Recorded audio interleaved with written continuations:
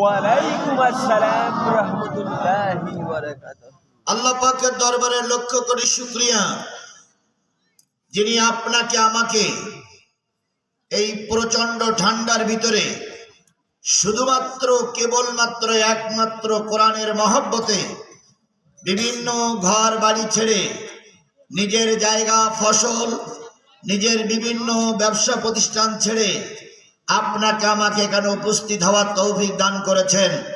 আমরা এসেছি কিসের আহ্বানে? সবাই মিলে বলুন, কিসের আহ্বানে?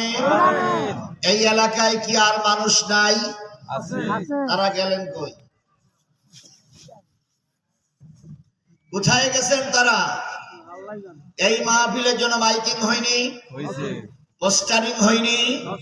এই মাহফিলের জন্য এখানে মাহফিল হবে, এলাকার মানুষ জানে না, তাহলে সে লোকগুলো গেল কই? ওনাদের যদি কোরআন শোনা দরকার না হয় তাহলে ওনারা লিখে দেখ যে হুজুর আমাদের শোনার দরকার নেই, তাহলে আমরা ভাব কষ্ট করব কেন?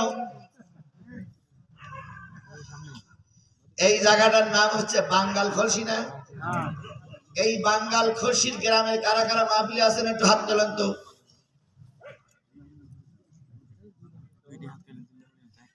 একেবারে খারাপ, বাইরের মানুষ কম এসেছে।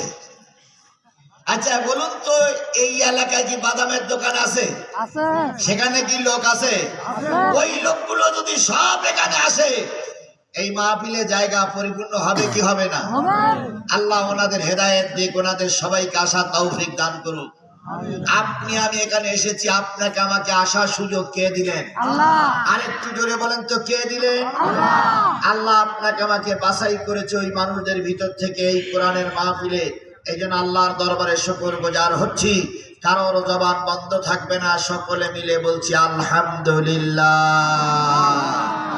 আল্লাহ বলতেছেন, কুল লাউ কানাল বাহরু মিদাদান লিকালিমাতি রাব্বি লানাফিদাল বাহরু ক্বাবলা আন তানফাদা কালিমাতু রাব্বি ওয়ালাউ জিইনা বিমিসলিহি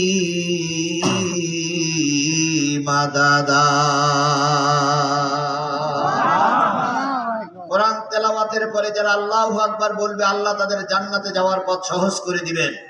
জোরে বলুন আল্লাহু আকবার। আল্লাহু আকবার। আরেকটু জোরে আল্লাহু আকবার। আল্লাহু আকবার। কুল লাউ কানাল বাহর, হে নবী আপনি বলে দিন